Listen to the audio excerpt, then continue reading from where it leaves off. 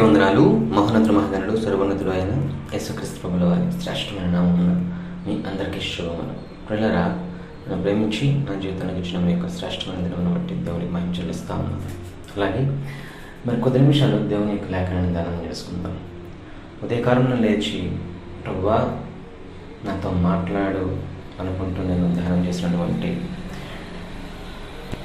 సామెత 12లో తీసుకున్నట్లయితే, దేవుడు కొన్ని విషయాలు మనకి తన ప్రియుల ద్వారా, వాక్యము ద్వారా, సేవకుల ద్వారా మనల్ని బలపరచడానికి, మనల్ని సత్య మార్గంలోకి, సన్మార్గంలోకి నడిపించడానికి తను అనుమతిస్తాడు. సో దేవుడు ఎప్పుడు మాట్లాడడానికి సిద్ధంగా ఉంటాడండి, మాట్లాడుతూ ఉంటాడండి. కానీ మనము వింటున్నామా, వినడానికి మన మనసు పెట్టుకున్నామా, వినడానికి సమయాన్ని ఇస్తున్నామా అనేది ప్రాముఖ్యమైనది. ఎప్పుడు మనం దేవుడి మాట వినడానికి చెవి ఎగ్గినప్పుడు దేవుడు మనల్ని తన మాటతో మనల్ని ఉత్తేజపరుస్తాడు, ఉజ్జీవపరుస్తాడు, సమాధానం ఇస్తాడు, నెమ్మది కలుగజేస్తాడు. అందుకు మనం ఏం చేయాలి అంటే చెవి ఒగ్గాలి. ఆయన మాట వినడానికి మనం ఆతురపడాలి. చూడండి, సామెతలు 12లో తీసుకున్నట్లయితే 5, 6 చూసినట్లయితే, నీతిమంతుల తలంపులు న్యాయయుక్తములు, భక్తిహీనుల చెప్పు ఆలోచనలు మోసకరములు. నువ్వేం వింటున్నావు? నీతిమంతుల తలంపులు వింటున్నావా? నీతిమంతుల ఆలోచనలు వింటున్నావా? ఏం వింటున్నావు అని చూసుకున్నట్లయితే, ఒకవేళ నువ్వే తలంచుకుంటున్నప్పుడు లేదా నువ్వు ఆలోచిస్తున్నప్పుడు, అవి నీతిమంతుడుగా ఉన్నప్పుడు, నీవు యేసుక్రీస్తు వారి రక్తం ద్వారా కడగబడి నీతిమంతులుగా తీర్చబడినప్పుడు అవి న్యాయయుక్తముగా ఉంటాయి. అయితే వేరే ఆలోచనలు విన్నప్పుడు, భక్తిహీనులు చెప్పే ఆలోచన ఎలా ఉంటాయి? మోసకరము. వాళ్ళు ఎప్పుడు కూడాను మోసము చేసేలా మాట్లాడతారు, మోసపోయేలా ప్రోత్సహిస్తారు. ఎందుకంటే వాళ్ళు భక్తిహీనులు, వాళ్ళు భక్తిపరముగా వాళ్ళు మాట్లాడతారు. అదే దేవుని ఆలోచనలో ఉన్నవారు, దేవుని ప్రణాళికలో ఉన్నవారు, వారు ధైర్యపరిచే మాటలు, సత్య మార్గం వైపు, సన్మార్గము వైపు, గురి వైపు మనల్ని ఉత్తేజితులుగా తయారు చేసేలా వారు మాట్లాడతారు. అవి మనకి ఎంకరేజ్మెంట్ ఇస్తాయి, ప్రోత్సాహకరాన్ని ఇస్తాయి. మర్చిపోకండి, ఎప్పుడు మన సహవాసము భక్తి పరులతో ఉండాలి, భక్తిహీనులతో కాదు. వాక్యానుసారంగా ప్రవర్తించే వారితో ఉండాలి, లోకానుసారంగా ఉన్నవారితో కాదు. అయితే లోకానుసారంగా ఉండేటోళ్ళు ఎలా చెప్తారు అని అంటే, డూ ఆర్ డై అంటారనమాట. ఏం కాదు, పో, అలా కాదు, ఇలా కాదు, నీకేం తక్కువ, అలా చేశారా, వాళ్ళు చేసిన తప్పు, మానేసే, వద్దు, దూరంగా పెట్టేసి, ఇటువంటి షార్ట్ కట్స్ని వాళ్ళు ప్రోత్సహిస్తారు. కాబట్టి ఎప్పుడు కూడాను వాక్యానుసారంగా మనల్ని ప్రోత్సహించే వారితో సహవాసం మనం కోరుకోవాలి.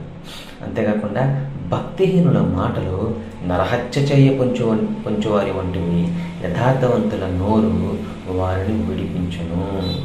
నువ్వు యథార్థవంతుడిగా ఉన్నప్పుడు, యథార్థవంతులు నీ దగ్గర నుంచి మాట్లాడినప్పుడు వారి నోరు నుండి విడిపిస్తుంది. పాపం నుంచి విడిపిస్తుంది, నీరసం నుంచి విడిపిస్తుంది, కృంగుదల నుంచి విడిపిస్తుంది, అసమాధాన స్థితి నుంచి నేను విడిపిస్తుంది. కాబట్టి ఇప్పుడు కూడాను భక్తిపరుల, యథార్థవంతుల మాటలు వినడానికి మనం ప్రయత్నం చేయాలి. భక్తిహీనుల మాటలు చాలా ప్రమాదం సుమి. తర్వాత చూడండి 13వ వచనం, పెదవుల వలన దోషము అపాయకరమైన ఊరికి, నీతిమంతుడు ఆపదను తప్పించుకున్నాను. ఎప్పుడు కూడా మనము నీతిమంతులుగా ఉన్నప్పుడు ఆపదను తప్పించుకోగలిగే ఆ యొక్క ఉజ్జీవకరమైన జీవపు మాటలు వినడానికి మనము ప్రోత్సహించబడాలి. ఎందుకంటే పెదవుల వలన దోషము అపాయకరమైన ఊరి, దానికి తోచింది మాట్లాడితే ప్రతిదీ నమ్మకూడదు, అది కనిపెడుతూ ఉండాలి.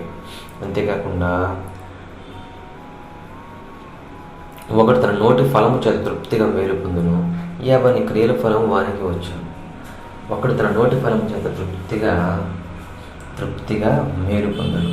నువ్వు మంచి మాటలు మాట్లాడినప్పుడు, మంచి ప్రోత్సహించినప్పుడు, మంచి ఉద్దేశాలు ప్రకటిస్తూ ఉన్నప్పుడు నువ్వు నీవు చెప్పిన మాట ప్రకారం నువ్వు సంతోషిస్తావు, నువ్వు కొంత పొందుకుంటావు, కొంత సంపాదించుకోగలుగుతావు. అది నీ తృప్తినిస్తుంది. అదే భక్తిహీనులుగా నువ్వు ఉంటే నువ్వు ఇతరులకు వారికి అపకారం కలిగించే వారిగా ఉంటావు. తద్వారా నువ్వు ఏదైతే చేస్తావో అది నీ మీదకి వచ్చే అవకాశం ఉంది. కాబట్టి బీ గుడ్, డూ గుడ్ అంటే మంచి చేయి, మంచి మాట్లాడు, మంచిగా ఉండు.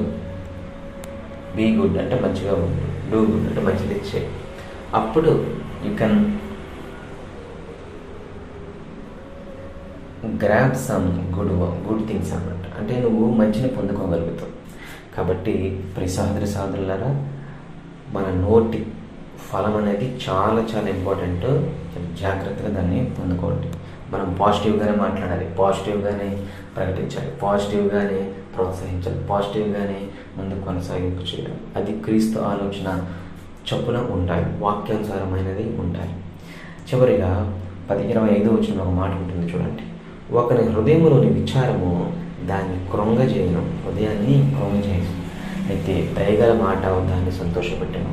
ఎప్పుడైతే నువ్వు దయతో మాట్లాడతావో, ఎప్పుడైతే నువ్వు ప్రోత్సాహకరంగా మేలుకరంగా మాట్లాడతావో, లేదా వారికి ఏం కాదని ధైర్యపరుస్తావు, నేను ఉన్నాను భరోసా ఇస్తావు, దేవుడు చూస్తున్నాడు, దేవుడిని విడిచిపెట్టాడు, దేవుడిని ఎడల గొప్ప ప్రణాళిక కలిగి ఉన్నాడు, నీకోసం నేను ప్రార్థన చేస్తున్నాను, ధైర్యంగా ఉండు, ఎక్కడున్నా సరే నువ్వు దేవుడి కాపుదలలో ఉంటావు, నీ చుట్టూ దేవదూతల కాపుదల ఉంటుంది అని చెప్పి నేను ప్రోత్సహించి ఉజ్జీవపరిచినప్పుడు అప్పుడు నీ హృదయంలో దుఃఖం నుంచి బయటపడతాం. అలా నిన్న నాకు జరిగింది కాబట్టి నేను అదే విషయాన్ని మీకు చెప్తా ఉన్నాను. ప్లీజ్ ఆఫీసర్గా ఎప్పుడు కూడా డల్గా ఉండకండి, నీరసంగా ఉండకండి. వాక్యం చదవండి, దేవుని సేవకుల సాహసం కలిగి ఉండి దేవుని యొక్క లేఖనానుసారం జీవించడానికి ప్రయత్నం చేయండి. వాక్యం చదవండి, వాక్యం వినండి. మీరు ఎంతగా వింటారో, ఎంతగా చదువుతారో దేవుడు మిమ్మల్ని అంతలా బలపరచడానికి సిద్ధంగా ఉన్నాడు. దేవుడు ఎప్పుడు మేలు చేయవాడండి. ఆ మేలును పొందుకునే వారిగా మనం ఉండాలి, మనం నీతిమంతులుగా ఉండాలి, మనం ఆయన మీద ఆధారపడేవారిగా ఉండాలి. మనము వేళ కూడా ఆయన కృప కనిపెట్టుకుంటాం, కృప మీద ఆధారపడేవారిగా ఉండాలి. అట్టి రీతిగా పరిశుద్ధాత్మ దేవుడు ఈరోజు మొదలుకొని వేళ కూడా మనల్ని బలపరిచి స్థిరపరచును గాక. ఆమేన్. ప్రార్థన చేసుకుందామా. మహోన్నత మహోన్నత సర్వోన్నత సర్వాధికారి స్తోత్రం. మిత్రవాక్యము ఈ మాటలు మా యొక్క హృదయం కంటే ఫలింపచేయమని ప్రభువు మమ్మల్ని ఉద్యోగపరుస్తున్న ఈ యొక్క జీవంగా మాటలను బట్టి మీకు వందనాలు చెల్లిస్తూ, మమ్మల్ని లేవనెత్తుతున్న విధానం బట్టి, ధైర్యపరుస్తున్న విధానం బట్టి, ముందుకు నడిపిస్తున్న విధానం బట్టి, ప్రభువా మాకు సంతోషం ఇస్తున్న విధానం బట్టి, గొప్ప నిరీక్షించిన విధానం బట్టి మీకు కోటాను కోట్ల ప్రస్తావన చెల్లిస్తూ యేసుక్రీస్తు నామమున పేరిట ఈ చిన్న ప్రార్థన సమర్పిస్తున్నాను పరమ తండ్రి. ఆమేన్, ఆమేన్, ఆమేన్. అందరికీ వందనాలు. May God bless you.